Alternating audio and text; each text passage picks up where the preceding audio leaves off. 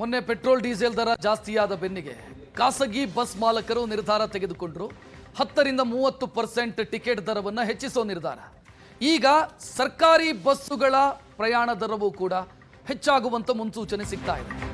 Diesel ದರ ಜಾಸ್ತಿಯಾದ ಕಾರಣಕ್ಕಾಗಿ operation cost ಜಾಸ್ತಿ ಆಗ್ತಿದೆ. ಸುಳಿವು ಕೊಟ್ಟಿದ್ದಾರೆ KSRTC ಅಧ್ಯಕ್ಷರು. ಬಸ್ಗಳನ್ನು ನೀರಲ್ಲಿ ಓಡಿಸೋದಕ್ಕಾಗತ್ತಾ ಅಂತ ಅವರು ಪ್ರಶ್ನಿಸಿದ್ದಾರೆ. SR ಶ್ರೀನಿವಾಸ್. ಡೀಸೆಲ್ ದರ ₹3.75 ಹೆಚ್ಚು ಮಾಡಿದ್ರು, ಈಗ ಮತ್ತೆ 90 ಪೈಸೆ ಹೆಚ್ಚಿಸಿದ್ದಾರೆ. 100ಕ್ಕೆ 100ರಷ್ಟು ಬಸ್ ದರ ಏರಿಕೆ ಅನಿವಾರ್ಯ ಇದೆ ಅಂತ. ಡೀಸೆಲ್ ರೇಟ್ ಜಾಸ್ತಿ ಆಗಿರೋದ್ರಿಂದ ಬಸ್ ಪ್ರಯಾಣ ದರ ಹೆಚ್ಚಿಸುವಂತ ಸಾಧ್ಯತೆ KSRTC ಕೂಡ ಇದೆ. KSRTC ಸೇರಿ 4 ನಿಗಮಗಳು 100% ಮಾಡಲೇಬೇಕಲ್ವಾ.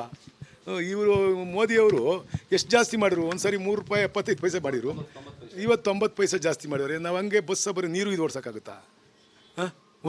ಜಾಸ್ತಿ ಮಾಡಲೇಬೇಕಲ್ವಾ. ಆಟೋಮೆಟಿಕಲ್ ಆಗುತ್ತೆ. ಈಗ ನಾವು 1200 ಕೋಟಿ ಈಗ ಅರಿಯರ್ಸ್ ಕೊಡ್ತಾ ಇದ್ದೀವಿ. ಅವ್ರು ಇನ್ನೂ ಒಪ್ಕೊಂಡಿಲ್ಲ, ತಿರ್ಗಾ ಕರೆದು ನೆಗೋಷಿಯೇಷನ್ ಮಾಡಿ ಅಂತಾರೆ. 1260 ಕೋಟಿ ರೂಪಾಯಿ ಅರಿಯರ್ಸ್ ಕೊಡ್ತೀವಿ. ಎಲ್ಲಿ ಬರುತ್ತೆ ದುಡ್ಡು? KSRTC ಈಗಲೇ ಲಾಸಲ್ಲಿ ಐತೆ. ಸಾಲು ಆಗಿಲ್ಲ. ತಿರ್ಗಾ ಮುಖ್ಯಮಂತ್ರಿಗಳು ಇವರೆಲ್ಲ ಕರೆದು ಮಾತಾಡ್ತಾರೆ.